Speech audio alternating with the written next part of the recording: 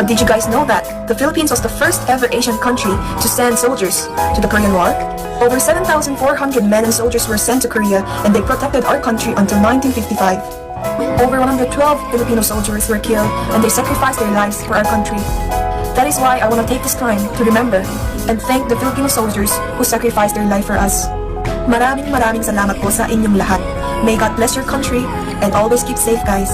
Raise your flag for the world. You think they can get somewhere? Raise your flag for the world. You think no one raising them? Raise your flag for the world. You already feel like giving up.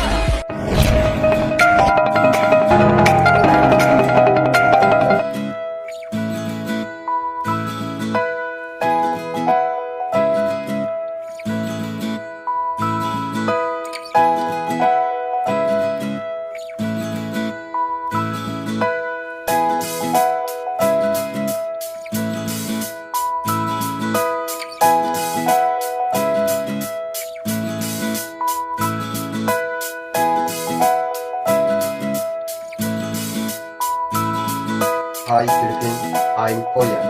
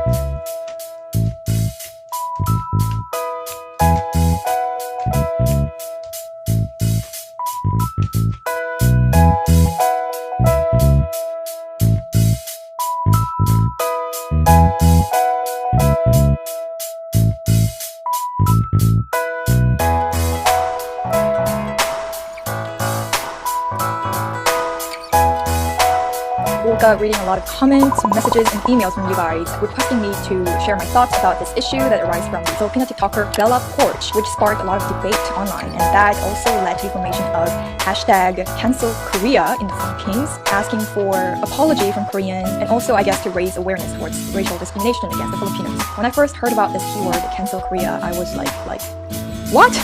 Cancel Korea? It was such an extreme keyword, cancel Korea. Thank you so much to those people who enlightened me about this issue as well. To give you a summary of this issue, it started from the Filipina TikTok star Bella Porch, and the netizens noticed that on her arm there was a tattoo that resembled of the flag Rising Sun. I hope you guys all know what the Rising Sun flag is all about, and it is especially traumatizing for Koreans because that flag was used during the forceful Japanese occupation here in Korea, which lasted for about 35 years. So that flag is associated with Japanese imperialism, and due to the Imperial Japan's mistreatment during that time of occupation, the flag can be very offensive for many Koreans. That is why we are especially sensitive about this. So I took a look into her tattoo if it was really similar to that Rising Sun flag, and I noticed that it really reminded me of that flag. No wonder why many Koreans were reacting quite negatively about this. I do understand where they're coming from. So Bella has made a public apology regarding her tattoo. She has said that at that time I didn't know the history, but when I found out, I immediately had it covered and scheduled for removal. I am ashamed of myself for not doing my research. I sincerely apologize. In addition, she said that please educate yourself and learn more about it because it came from a terrible history. Please learn from my mistake. Aww. But the problem started by how some Korean netizens were attacking not only this TikToker Bella, but also Filipinos as a whole, leaving comments that are basically very offensive to Filipino people, and I was also very offended by that. So I will read to you guys some of the comments that I saw. Poor country, non-educated people, short people.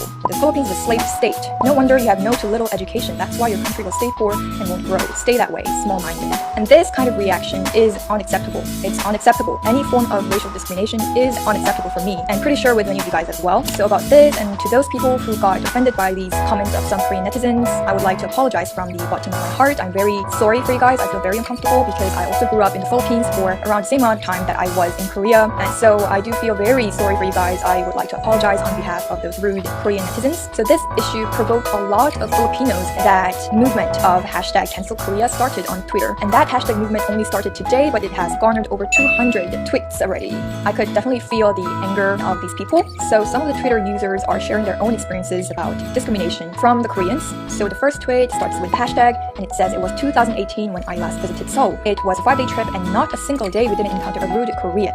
Every night we went back to the hotel, even though we were happy, there's that little sting in the heart.